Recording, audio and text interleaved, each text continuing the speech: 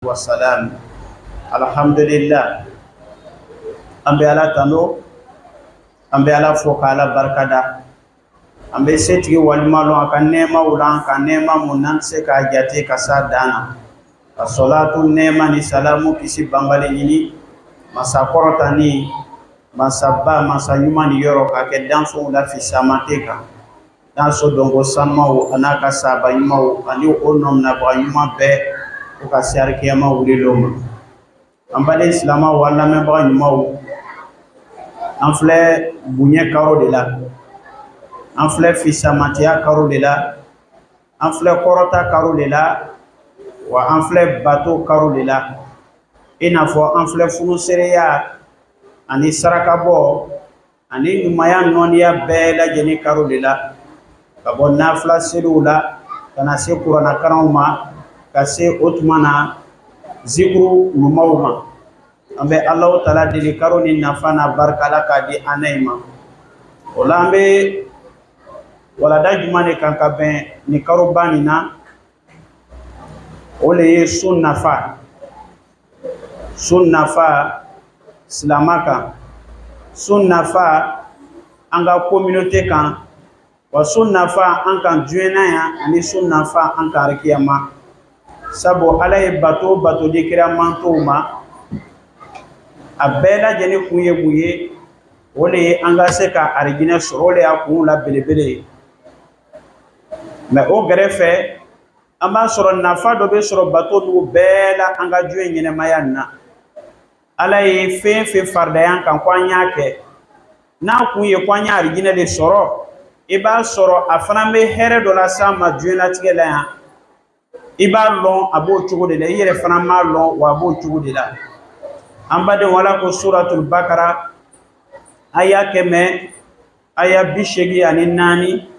ala ko kwa yesu fardaya anka ayan wole ni limaniya to e buyeba ka sun fardaya anka Allah taala ye munde tugwala akona suna sikata la mina la yesren so nan suna sikatala ambala Allah taala nyesranye so aslama wala yesranye be so suna chugo munna wole ye adamade mi sila ka eremna ka bo dominima adamade mi sila ka eremna ka bo jimima ka bo sukredi duma oni sukredi sumani umima adamade mi sila ka eremna ana furu muso be bona ka kleba a halalale aka wurutani ka yeremna ka bo tumana o ka gbere nyoyama ka tele bisabake wala walma tele muwa ani konondo kata soro ni tanga nu ni horoma nu chien sebanye wa ma chien fana ni motan ye amese ka jimi anga so kono mota lon ko amina amese ka Dominique ka anfa kana anfara silamo ka misiri le na fofo imake na untara baraka yoro ula yoro ban be bulambe be Dominique ka anfa ka ami yoro na mbotalo me ame nyonyi ni ga muko so ambana Dominique na kasoro alo bana adomu balia be toro le la sama aflambe de usungaro la nyami makongo ni milobulu me ansela ka kari Dominique na nafa be anka ankarla ko mukama amakara ko mo nye kama sabo yoro bambulo motan yoro na bal ankarla Dominique ko ala nyambana kote dola ala mima inna allaha la yakfa alayhi shay'un fil ardi wala fis sama wa huwa samiun alim ala le mansa e foite do mansa mi ma san kono ko ni dukolo ko kan ko wala wa ala le be ko bela jeni duriyan lomba bay o ala ko son sona ka kari ka Dominique ka soro ambalole o ala kama ankarla ka jitoyi ka soro ambalole o Allah taala kama ankarila otumana anda wawuko alina negi bana ambadin islama mi sela ka telebi saba ke o chogola ka kari fenko femiye abalo feye na te yabese ka sa awaliya koson alogo koson asela ka kari abalo fenko ala kama o ala kelen kama ni sungaro bana o islama kelen konite asunguru ka numero composé tuguni la o silama kelen te se tuguni ka do lɔfiya kono ka fɛn numéro 2 k'o feere mɔgɔw ma 1 prix la ka D yira mɔgɔw la i n'a fɔ 1 de numéro 1 de k'o feere o prix la a tɛ se k'o kɛ o silama tɛ se ka malo pincer port la tuguni c'est pas possible a tɛ se o silama ka mara sokɔnɔ yɔrɔw la a bɛ yɛlɛma mun na parce que a sɔnna k'a balofɛn to yen Ala min kama o Ala kelen kama a tɛ dɛsɛ ka Ala sɔsɔ to yen o min t'a balofɛn ye o silamaw bɛ kuma a denw fɛ mɛsiko la dɛ o silamaw bɛ mun kɛ ni sunkaro banna wallahi a bɛ tilen a musow ni ɲɔgɔn cɛ ni sunkaro banna sunkuruden tɛna sɔn abadan ka mɛsi ta tuguni k'a don a kun na kuma tɛ o sunkuruden nin tɛ sɔn tuguni ka bɔ ka taa yɛrɛ di cɛw ma kɛnɛ ma manamana na a t'a kɛ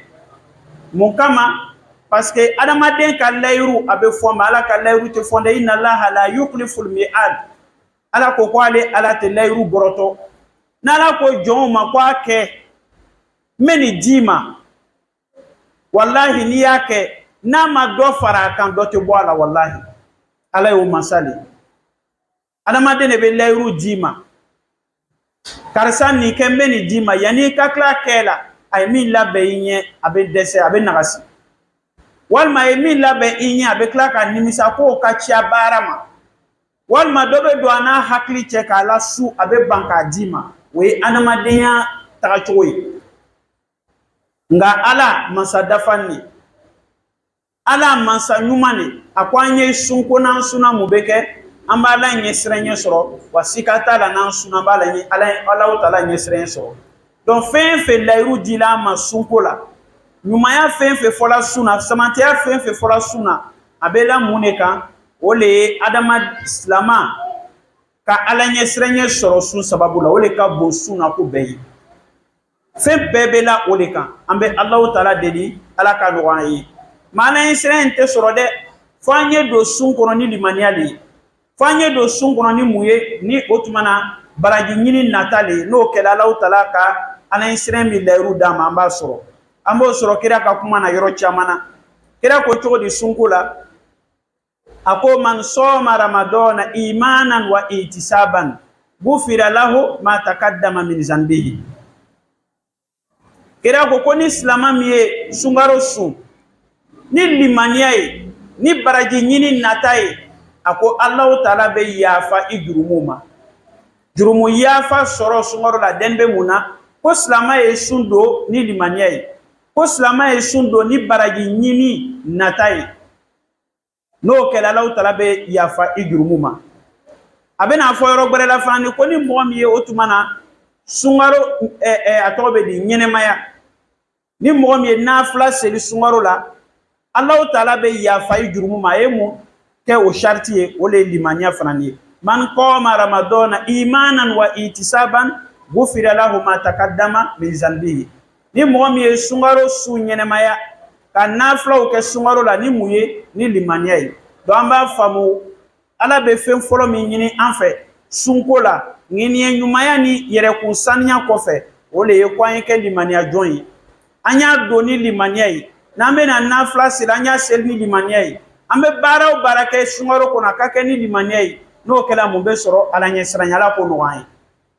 sun nafa fɔlɔ o le ye o ye wa o le fana ka bon ko bɛɛ ye Ala ɲɛsiranɲɛ bɛ jɔn tanga ka bɔ Ala sɔsɔkow ma Ala ɲɛsiranɲɛ kelenw de bɛ wolo fana ni tanga la jɔn ni Alahu Taala ka dimi sɔrɔ sira bɛɛ cɛ ma dɔn ni kuma bɛ faamu n'i ko a taqwa a bɔla kumaden min na o le ye tanga fɛn min bɛ don mɔgɔ ni Ala sɔsɔ cɛ wa fɛn min fana bɛ don mɔgɔ ni Alahu Taala ka funu cɛ parce que Ala ka funu bɛ sɔrɔ a sɔsɔ le kɔnɔ donc fɛn tangana min bɛ don adamaden ni Ala sɔsɔ cɛ o de ye Ala ɲɛsiranɲɛ ye a nafa ka bon fo ka taa tɛmɛ wallahi Ala ko kuranna kɔnɔ wa alamu anna Allaha ma'al muttaqina a ko a y'a lɔn k'a fɔ ale Ala kafoni bɛ jɔn kan Ala ɲɛsiranɲɛbaga Ala b'a fɔ an ɲɛna kuranna kɔnɔ tuguni wattaqullaha wa yu'allimukumullah wallahu bikulli shay'in alim Ala ko a ye siran Ala ɲɛ Alahu Taala bɛna i ladɔnniya ja Ala ɲɛsiranɲɛ bɛ da sɔgɔni bɛɛ da yɛlɛ ka bɔ hɛrɛ bondaw la Ala ɲɛsiranɲɛ bɛ gbɛlɛma nɔgɔya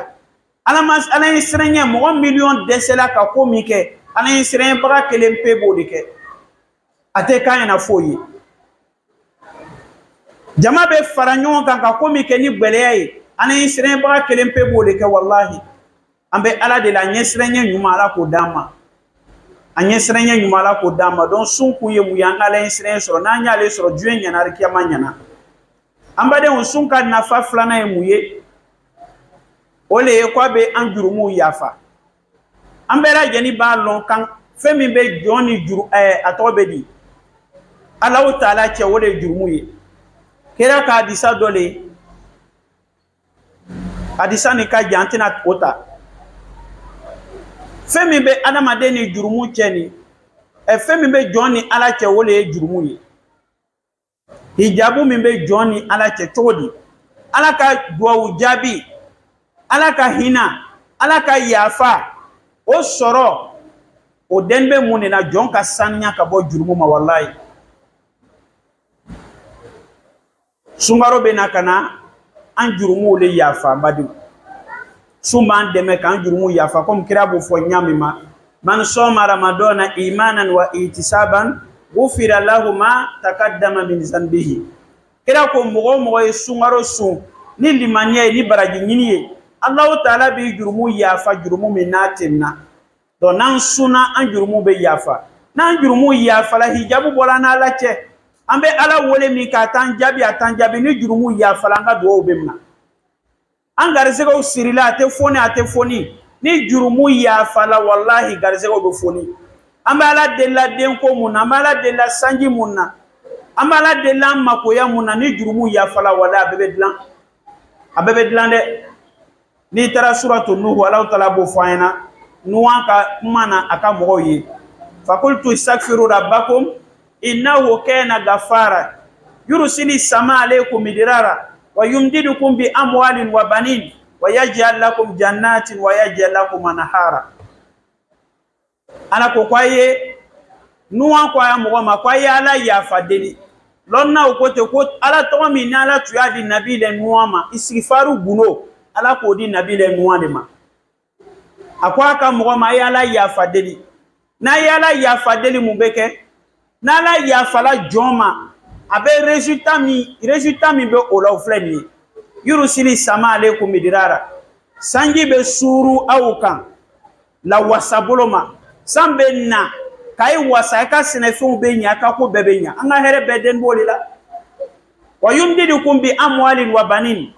Allahu taala bɛ na aw sɔn denw la den cɛmanw la a b'a ye sɔn den musomanw la a b'a ye sɔn den caman na a tɛ dan o ma dɛ a bɛ tila ka garisɛgɛw foni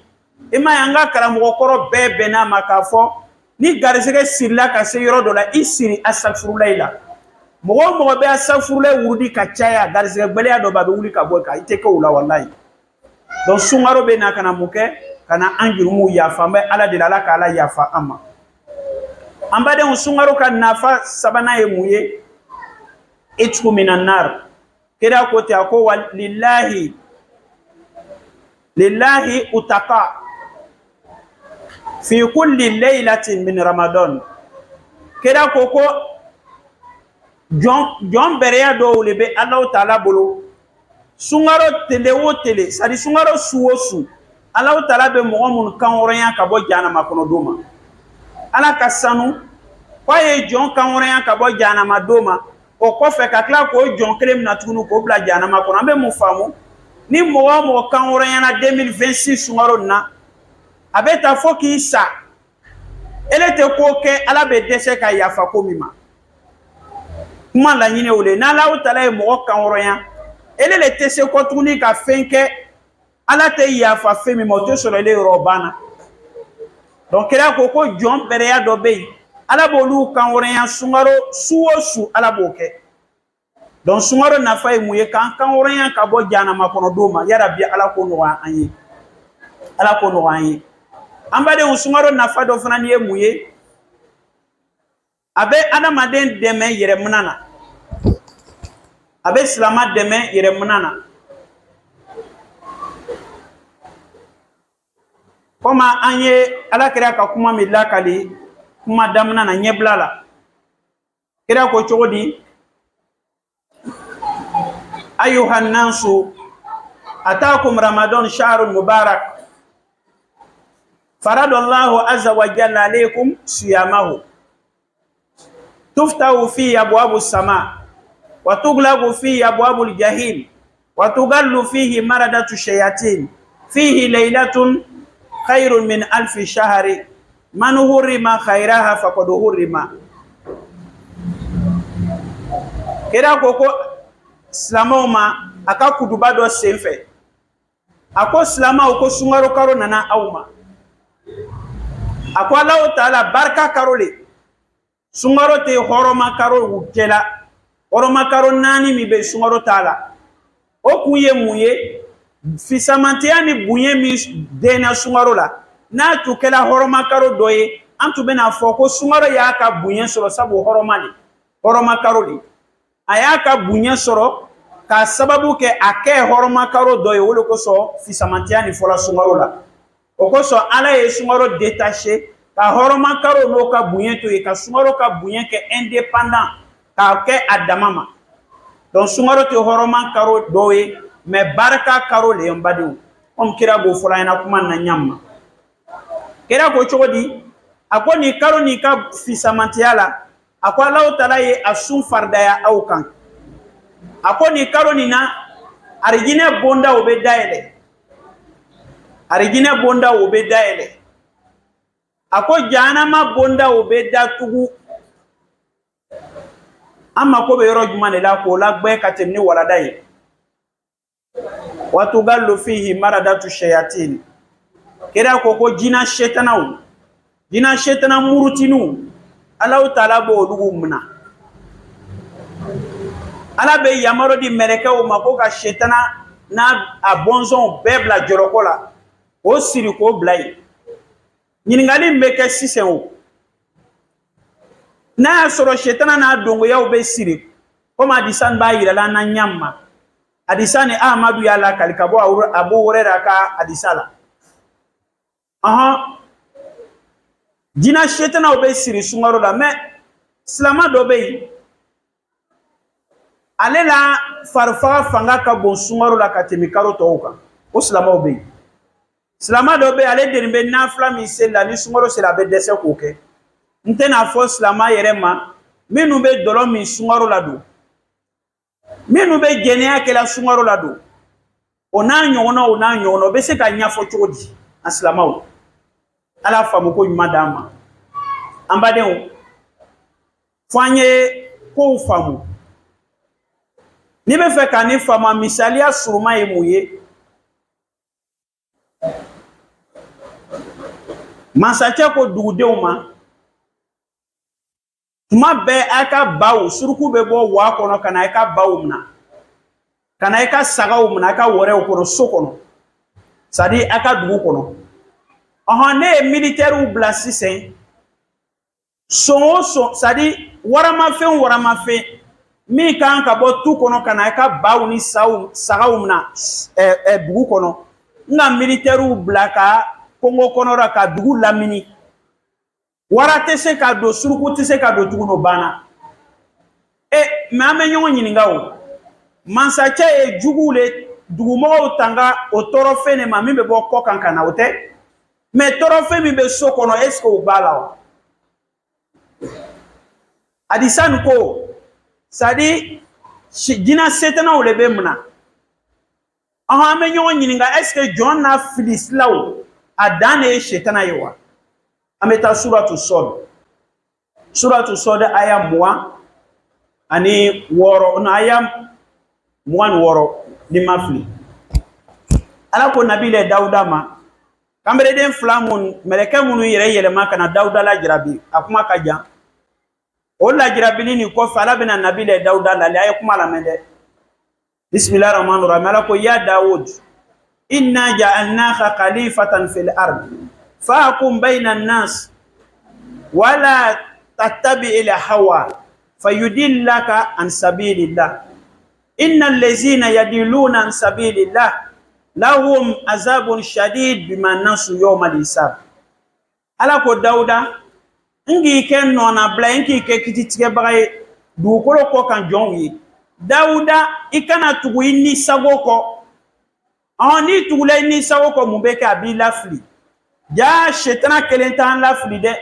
ja adamaden ni sago fana b'i lafili o de kosɔn ni sunkaro sela jugu min bɛ kɔ kan jugu min fanga ka bon a ma Allahu Taala b'o jugu le mina o ye shetana n'a dongoyaw ye mais a ma jugu min bɛ à l'interne an yɛrɛ bakun na o ma mina dɛ an n'u yɛrɛ de bɛ effort kɛ an yɛrɛ kan o la donc n'i y'i sigi ko shetana minana sunkaro bɛɛ bɛ ban i tɛ kuranna kalan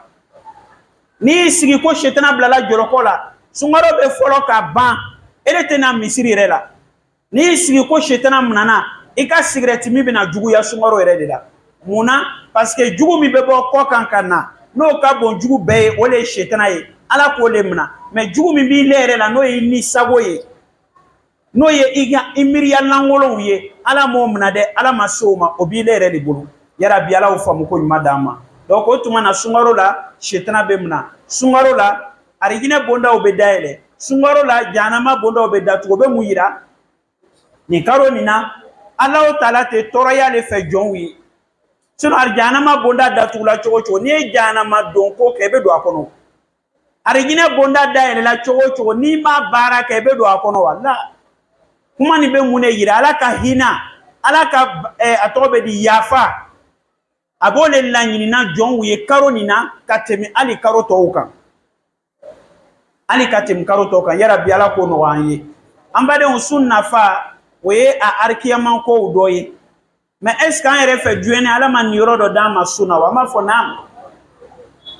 ala ye nin yɔrɔ dɔ d'an ma sun na juɛnɛ yan sun nafa fɔlɔfɔlɔ adamaden kan juɛnɛ yan a bɛ kɛnɛya sabati san karo 12 bɛɛ bɛ kɛ dumuni na an b'a lɔn n'an ye dumuni minnu kɛ a kinw bɛ yɛlɛ an sɔnw kan a bɛ yɛlɛ an ka pankereyaw kan a bɛ yɛlɛ an fɔgɔfɔgɔw kan sogolan o sogolan ni kin yɛlɛla a kan a bɛ dɛsɛ k'a ka baara kɛ komi a kan ka kɛ ɲama ni kin cayala jɔn sɔn na a bɛ AVC provoquer ni kin cayala pankereya la a bɛ dɛsɛ ka insuline produit a kan ka insuline quantité ɲuman min produit ka sukaro ni kɔgɔ ni tulu yɛlɛ ka bɔ jeli la a bɛ dɛsɛ k'o kɛ n'o nana miɲɛ sen na o bɛ laban ka wolo diabète de la jɔn ye donc sun bɛ na ka na mun kɛ kin mun bɛ adamaden farisogo la sun bɛ na ka na o le yɛlɛ k'o bɔ farisogo la donc adamaden farisogo bɛ saniya adamaden farisogo bɛ ɲa komi a kan ka kɛ ɲama pour k'i ka kɛnɛya dafalen i ka se k'o sɔrɔ mais o mako bɛ mun na an k'an k'an yɛrɛ kɔlɔsi dumuni na sun tigɛ cogo suguri domu cogo n'o kɔlɔsi la walayi sun b'an kɛnɛya mais n'an sun tigɛ cogo ma ɲa an ka suguri domu cogo ma ɲa o le kɛ sun k'an kɛnɛya ba la b'an bana le sunkaro t'an kɛnɛya de a bɛ bana de lase an ma o bɛ sɔrɔ mun fɛ tele banna kɔngɔ la nɔgɔ kɔnɔna ka kalan mako bɛ minifɛn na mako bɛ dumuni na ele ka ala mina ka taa o tuma na daji ɲamaku nu fɛn sukaroma nu dɛgɛ sukaroma o ta k'o lajigin i kɔnɔ na walima ka ji glacé ta kɔnɔ kalama o ka ji glacé min k'o kɛ suntigɛ ye mɔni sukaroma bɛ min sucreries bɛ yen yiridenw bɛ yen sukaro bɛ min n'u la o nin tɛ sucrerie qualité mun bɛ min an bolo donc diyagoya le sunkaro o le k'a kan kɛnɛya a b'an bana de an y'an sun don cogo filɛ sunkaro ka nafa fɔlɔ a bɛ silama kɛnɛya a bɛ jelisiraw saniya jelisira mun bɛ boucher o tuma na o bɛ kɛ sababu ye ka AVCw kɛ ka fasaw ci ka AVCw provoquer a bɛ jelisiraw déboucher a bɛ kɛ yɛlɛn ka bɔ sogolaw kan n'o kɛra mun bɛ kɛ kɛnɛya bɛ sɔrɔ sun nafa fɔlɔ a bɛ kɛnɛya di an ma an badenw a bɛ kɛnɛya d'an ma an bɛ sanga mun ta kɔngɔ la nin ka ɲi ko fo ka tɛmɛ nin ka ɲi fo ka tɛmɛ hakilina dɔw mɔgɔw ko ni a tɔgɔ bɛ di yogiw ko ni adamaden n'i ye dumuni kɛ olu ka taga sira la pour que i ye dumuni gbɛrɛ kɛ fo heure 8 de ka sɔrɔ dumuni 2 ni ɲɔgɔn cɛ n'adamaden ye dumuni kɛ ka fa yanni e na dumuni dɔ wɛrɛ kɛ tuguni ma mini fɛn fɔ ma yiriden la ka fɔ dumuni consistant fo ye na heure 8 i b'o de kɛ ka sɔrɔ ka dumuni wɛrɛ kɛ mais an y'a filɛ sun yɛrɛ la heure jeli de bɛ yen a heure nin tɛ ko gansan ye dɛ k'a daminɛ 5 heures du matin ka na bila 18h30 kabako de bɛ yen farisogo bɛ yɛlɛma étape mun na a ka ɲi fo ka tɛmɛ adamaden ma an bɛ ala deli sun doli ala ka a nɔgɔya an ye an badenw sun bɛna ka na mun kɛ tuguni a b'an degi yɛrɛ minɛ na a b'an degi yɛrɛ minɛ na adamaden ne b'a fɔ tuma bɛɛ adamaden ka se min ka bon se bɛɛ ye adamaden ka se min ka fisa se bɛɛ ye o de ye se yɛrɛla le ye o de ye se bɛɛ sanfɛ n'adamaden dɛsɛla yɛrɛla dɔrɔn ka sara danni a bɛ tɔɔrɔya bonda bɛɛ dayɛlɛ ka bɛn i ma mɛ n'adamaden sela yɛrɛla se damina de b'o ye wa se laban de b'o ye donc sun bɛ na ka na adamaden degi yɛrɛ minɛ na cogo di k'a damina sɔgɔma e de deni bɛ dabɔ kɛla sɔgɔma o sɔgɔma o dabɔ lɛri o bɛ tɛmɛ i kan ko i kana dabɔ kɛ i bɛ to ten tuguni terela o kɔngɔ o bɛna fara sɔgɔmada ta kan ko i y'o fana ni muɲu ka tɛmɛ n'o ye a bɛ taa se 15 heures ma tuma o tuma tɔ o tɔ t'i la kumakan bɛɛ jigila mouvement minnu tun bɛ kɛ o bɛɛ bɛ dabila i bɛ kamero kɔrɔ ye gɛrɛn na a bɛ baro kɛ dɔ tɛ la dɔ kan mɛ sumaworo mana se a bɛ suma tuwa i surakalo la hali n'i y'a nɛnɛ a tɛ se k'a ta sara sun bɛ adamaden degi yɛrɛ minɛ na tele bɛ ban o cogo la tele kelen tele fila fo tele 29 kana se tele 30 na i bɛ degi yɛrɛ minɛ na ka bɔ mun ma ala sɔsɔ ko sun b'an degi o la an badenw ala k'o nɔgɔya an ye sun bɛ na tuguni ka na an degi mun na sɔnni tuma bɛɛ an bɛ silamɛw reprocher tigɛ gbɛlɛya la silamɛw tigɛ ka gbɛlɛn dɛ ni k'a fɔ a bɛ gban o la mɛ tiɲɛ de dɛ silamɛw tigɛ ka gbɛlɛn a ye misiri ni filɛ misiri ni ka bon ɲam ma a bɛɛ ye kuma ni kɔrɔbɔ a ye misiri ni mɔgɔ minnu bɛ juma selila misiri kɔnɔ a y'a bɛɛ jate n'a taara bɛn mɔgɔ 200 ma juma lon de y'an ka lonw la belebele ye an ka lonw la fisamante an ka lɔgɔkun lonw la kuntigi o de ye juma ye an ka lɔgɔkun batow la belebele o de ye juma seli ye n'i ye fisabila kɛ misiri kɔnɔ a peine 2000 ka sɔrɔ wallahi alimami min bɛ kutuba kɛ olu kɔni ko tɛ o ka kutuba kɛ silamɛw ka kutuba kɛ ko dɔ ye na 1000 kuru k'a don i bolo i sila yɔrɔ min na o yɔrɔ ɲana dɛ i ye wurudili mun kɛ ha kabako de dɛ dɔ ye 1000 ta k'a di ma k'u ye kuma fɔ a k'a nafa o tɛ yen donc an ka tigɛ gbɛlɛ a kana ban na tiɲɛ de c'est une réalité misiri ni fisabila bɛ kɛ lon dɔ juma na hali 1000 tɛ sɔrɔ wallahi bi n b'a kalama ka fisabila kɛ jamaba ni 1000 tɛ sɔrɔ courant min bɛ jeni a lon na a y'a jateminɛ ji min bɛ jeni a y'a jateminɛ donc o y'an ka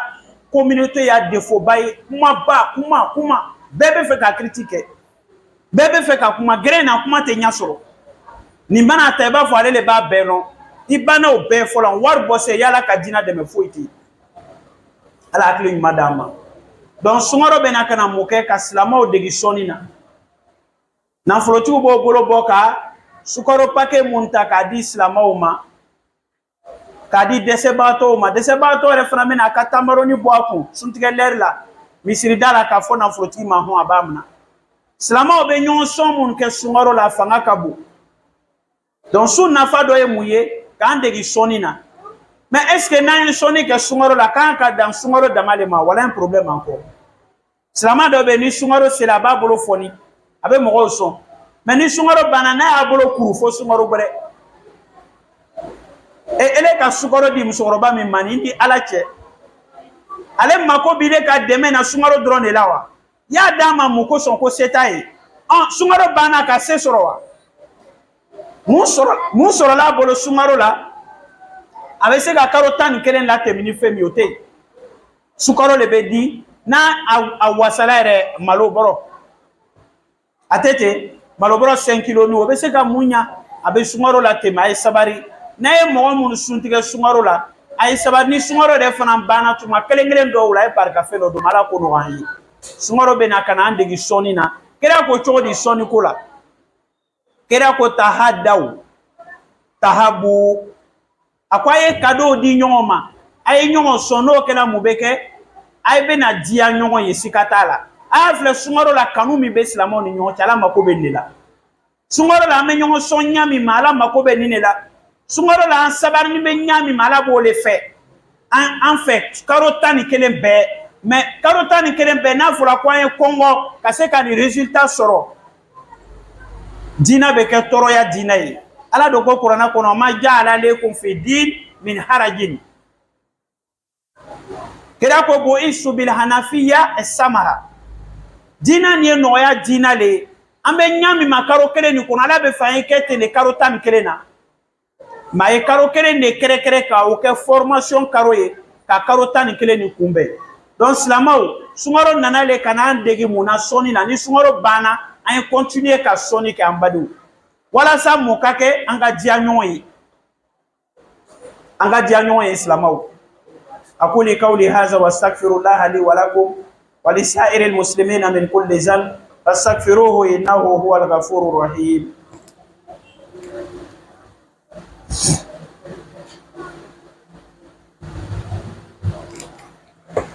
Alhamdulillah wa sallallahu ala sayyidina Muhammadin wa alihi wa sahbihi wa tabi'ina lahum bi ihsanin ila yawmiddin wa ba'd. Chers frères et sœurs en islam, nous remercions Allah subhanahu wa ta'ala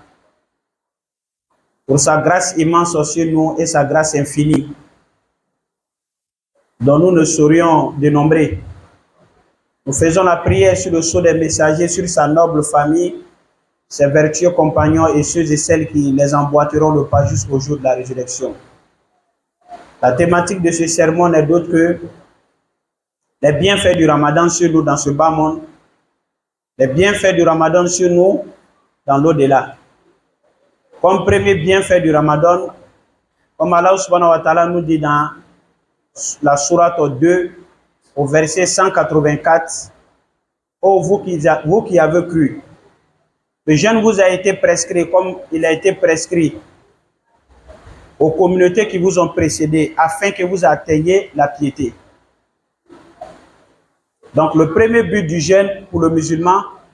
c'est d'avoir la piété, la crainte sincère d'Allah subhanahu wa ta'ala, la crainte révérentielle d'Allah subhanahu wa ta'ala. Tout ce que nous allons avoir dans le mois de Ramadan, ou tout ce qui nous a été promis dans ce mois béni, s'ajoute à la piété. C'est la piété qui est la chose la plus importante du jeûne. Parce que dans la prescription du jeûne, c'est la promesse qu'Allah subhanahu wa ta'ala nous a fait. Allah qui honore sa promesse. Et donc, comme deuxième bienfait du jeûne, le jeûne fait de nous des personnes assidues. Le jeûne nous donne la force d'adorer Allah subhanahu wa ta'ala. C'est ce que nous constatons dans nos mosquées. Quand le mois de Ramadan arrive, les musulmans font beaucoup la lecture du Saint-Coran. Les musulmans font beaucoup de zikr. Les musulmans s'adonnent à des actes de charité. Aider les démunis à rompre le jeûne dans de bonnes conditions. Donner à manger aux pauvres. Et c'est le jeûne qui nous permet cela, Inch'Allah. Donc quand on jeûne, le jeûne, comme bienfait du jeûne, on a la facilité de donner. On a la facilité d'adorer Allah subhanahu wa ta'ala. Pourquoi cela? Parce que le shaitan, comme le prophète dit dans un hadith authentique, pendant ce mois de Ramadan, Allah subhanahu wa ta'ala enchaîne, donne l'ordre aux anges d'enchaîner les démons, les shayatines. Et donc si nous constatons malgré tout cela que il y a des musulmans qui désobéissent à Allah, cela est simple, on sache que les voies, ce qui pousse à la désobéissance d'Allah, ce n'est pas le shaitan seulement. Ce n'est pas le shaitan seulement. La passion également pousse l'être humain à désobéir à Allah. Donc c'est le shaitan qui a été écarté, qui a été enchaîné. Mais quant à ta passion, cela n'a pas été enchaîné. Et donc c'est ta responsabilité de surpasser ta passion pendant ce mois béni de Ramadan. Chers frères et sœurs en islam, le bienfait du jeûne, le jeûne nous donne la force d'adorer Allah subhanahu wa ta'ala. Le jeûne également nous enseigne, nous facilite l'endurance, fait de nous des serviteurs endurants. Quelqu'un qui a pu supporter la faim, la soif, s'abstenir d'avoir des rapports intimes avec sa femme, alors qu'ils sont ensemble dans la maison, ils vont peut-être passer toute la journée ensemble. Nous savons que boire de l'eau, manger de la nourriture, c'est, comment dirais-je, deux choses auxquelles notre vie est liée. Tu vas voir, on dira que X est mort de soif, X est mort de faim, n'est-ce pas? Ce qui veut dire quand on ne mange pas et quand on ne boit pas, jusqu'à un certain moment, on peut même perdre la vie. Celui qui a pu s'abstenir de ce sur quoi sa vie repose, à cause d'Allah subhanahu wa ta'ala, quand le mois de Ramadan va finir, n'aura pas du mal à s'abstenir, à désobéir à Allah. Étant donné que la désobéissance de Allah, là, ça ne lui profite en rien. Sa vie n'est pas liée à ça. Tu ne verras personne mourir que parce qu'il n'a pas fait l'adultère, n'est-ce pas? Il n'a pas fait la fornication, jamais. Il est mort parce qu'il n'a pas volé, non. Il est mort parce qu'il a bien géré sa famille, non. Mais il est mort de soif, il est mort de faim. On entend cela, on voit cela. Et donc, si on a pu laisser la nourriture à cause de Dieu, à cause de ce même Dieu-là, on peut laisser la désobéissance. Qu'Allah subhanahu wa ta'ala nous facilite cela. Donc, le jeûne fait de nous des serviteurs assidus à l'adoration. Le jeûne nous apprend la maîtrise de soi. Ça nous aide à savoir, à pouvoir nous maîtriser face à la tentation de ce bas monde, face à la tentation, les épreuves de ce bas monde. Qu'Allah subhanahu wa ta'ala nous facilite cela. Chers frères et sœurs en islam également, le jeûne nous apprend à être des personnes généreuses. Comme nous le constatons dans ce mois-là, malgré que on dit le plus souvent que les musulmans ne sont pas trop généreux, ce qui ne nous plaît pas, mais c'est une réalité. Mais ce mois de Ramadan, alhamdulillah, chacun à son niveau fait un effort. Même les plus avares arrivent parfois à tendre un paquet de sucre au demi. C'est une bonne chose. Le prophète nous dit dans un hadith authentique, il dit tahadda ou tahabou. Faites-vous des cadeaux et vous allez vous entraimer. Vous allez voir que vous allez vous estimer, vous aimer. Hein? C'est une très bonne chose qu'Allah subhanahu wa ta'ala nous facilite cela. Et donc, chers frères et sœurs en islam, le jeûne également n'est pas seulement une adoration expiatoire, c'est-à-dire qui permet de pardonner les péchés, ou bien qui nous donne le paradis, ou bien quand on va mourir, on va aller, comment on appelle ça, on aura l'agrément d'Allah subhanahu wa ta'ala. Les bienfaits du jeûne n'est pas lié seulement à l'au-delà. Les bienfaits du jeûne sur nous, c'est considérable même dans ce bas monde-là. C'est très important. Il y a les bienfaits du jeûne sur le côté de notre santé. Jeûner, c'est avoir la santé, comme le prophète nous dit. Soumu tasihu. Jeûnez et vous aurez la santé. Qu'Allah subhanahu wa ta'ala nous facilite cela. Qu'Allah nous donne beaucoup de Ramadan dans la santé et la prospérité.